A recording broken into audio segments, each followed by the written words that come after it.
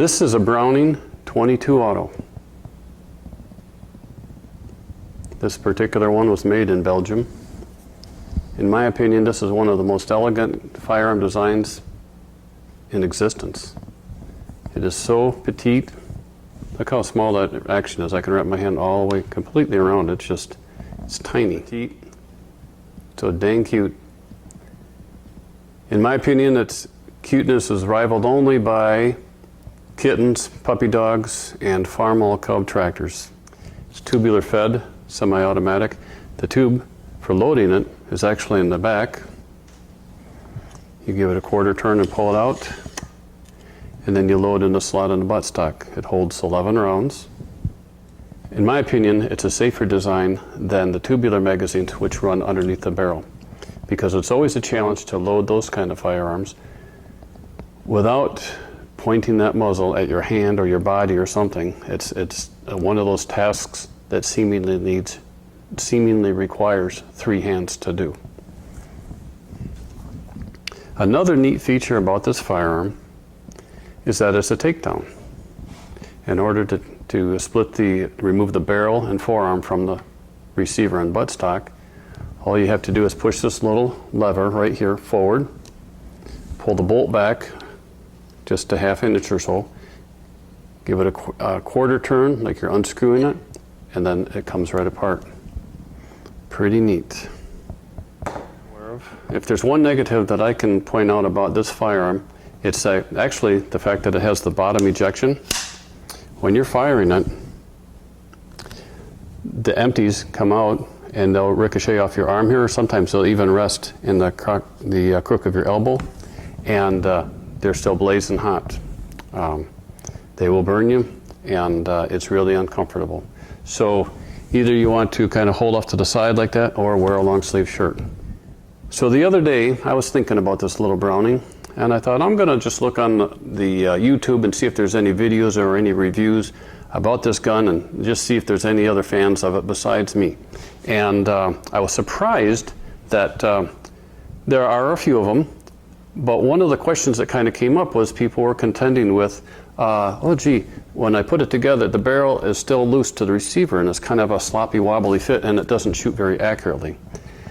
And there's always a number of people that chime in wanting to offer their help, and some of the guys are spot on, and some of the guys are offering advice like, buy some shims with real thin washers and put them in there, and it'll take up the space. And their intentions are, their heart's in the right place, but they are wrong. This gun, when Browning designed it, they were aware of the fact that if you take it apart and put it together a number of times over the decades, a person might use it and enjoy this gun, it's gonna wear. And so they have a design that's integral to the rifle that will compensate for that. And I'm gonna show you how to work that right now. Okay, I've already been inside this gun and I adjusted it to make it actually a little bit loose. And you're probably not gonna be able to see this on the camera, but it's just got a loose, wobbly feel, which I'm sure is what some of the people on the internet asking those questions, they're experiencing that. So let's show you how easily we can fix this. All right, I'm going to double check, make sure it's unlocked. Let's quickly separate the barrel and forearm from the action and stock. We need to take one screw out of the forearm.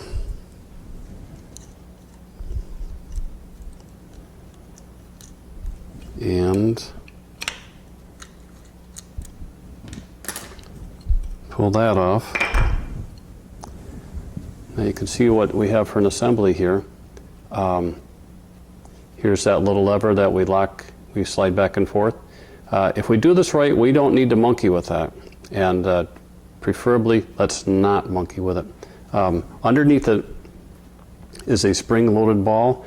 And if we go fumble fingers and slide that thing off one way or the other, the little ball's going to go flying. This isn't the job you want to attempt while over a shag carpet, because you might spend hours looking for that little ball and spring. What we're going to do is we're going to pull this spacer, this ring off. We're going to slide it forward that way just a little bit, and underneath it or in front of it is a knurled nut. It's just a nut that's on the same threads as the barrel, or the action is, and it's got these straight bar knurls around it, and we're going to just adjust it like one notch on there and then slide the ring back over it, and each notch results in about 7/10 or 7/10,000ths of an inch of linear travel, and that's how we take up the play or any slack that's accumulated in the barrel fit to the action. But before we do this, I'm going to give myself a little reference point here. I just have a little whiteout pen.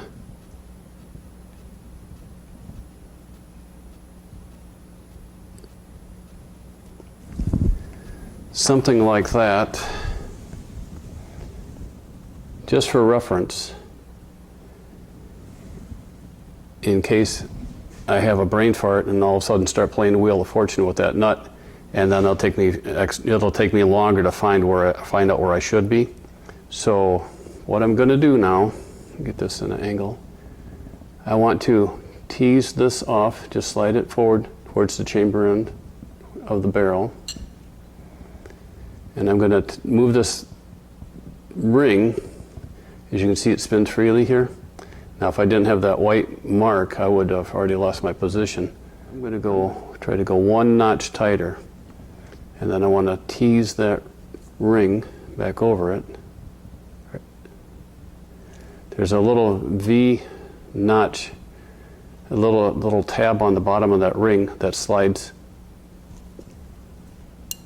there we go, over the notches, and that's what keeps that nut from spinning when it's assembled.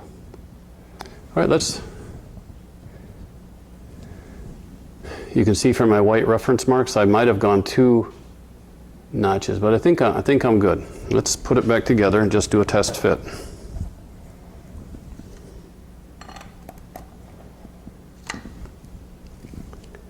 All right, I can't quite get there. It won't close all the way with hand pressure. And so I did go 2 notches. I went 1 notch too far. I'm going to pull it off, tease that apart again, try to do it all on camera. Let's come back 1. These are really, really fine adjustments.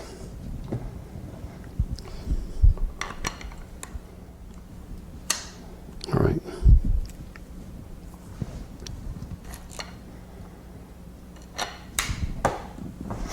Okay, I made my adjustment, and you can see just how small or minute the change was between the 2 white lines. The first time I went a couple clicks too far, and now I work my way back. And if we put that back together again, you got to pull the bolt back just a little ways so it can clear. And now it is nice and snug. There's no wobble, no wiggle. It feels really nice. All right, let's put it back together. So we are done. That's all it takes. You don't need to go buy any shims or anything. Just use the adjustment feature that was designed into the rifle.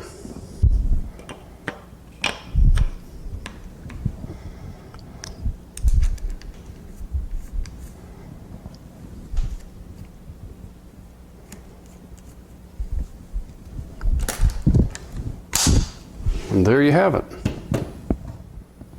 I hope you found this video interesting, and I hope the information within helps you keep your Browning 22 Auto in top running condition. Until next time, be safe, be responsible, and have a great day. Thank you.